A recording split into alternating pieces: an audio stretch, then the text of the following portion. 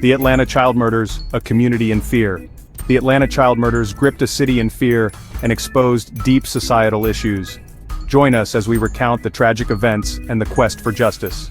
In the late 1970s and early 1980s, Atlanta, Georgia, was a city on edge. A series of brutal murders targeting young African-American children and teenagers sent shockwaves through the community. Families were devastated, and the entire city was engulfed in a cloud of fear and uncertainty. The victims, often from marginalized neighborhoods, were taken from their homes, their lives cut tragically short.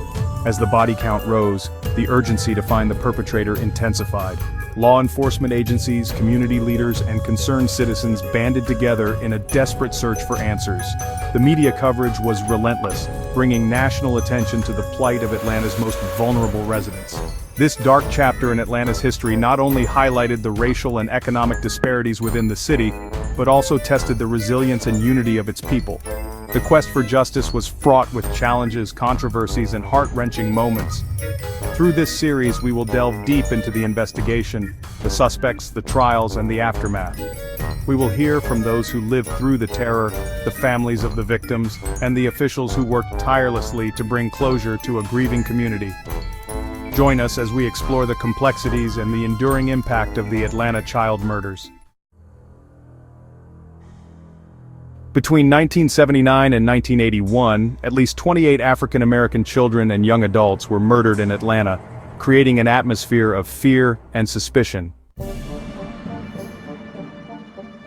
The police struggled to find leads, and the community's trust in law enforcement eroded. As days turned into weeks, the pressure mounted on the police department to deliver results. Community members grew increasingly frustrated, feeling that their concerns were not being taken seriously. Town hall meetings became heated, with residents demanding answers and accountability. The eventual arrest of Wayne Williams brought some closure, but left many questions unanswered. While some felt a sense of relief, others were skeptical about the investigation's thoroughness. The media coverage added to the tension, often highlighting the divide between the police and the community. Families of the victims were left in a state of limbo, grappling with the loss of their loved ones and the uncertainty surrounding the case. The investigation, though it led to an arrest, did little to mend the fractured relationship between law enforcement and the community. The scars of distrust ran deep, and the journey towards healing seemed long and arduous. While Wayne Williams was convicted of 2 adult murders, his trial and subsequent conviction have been subjects of intense scrutiny and debate.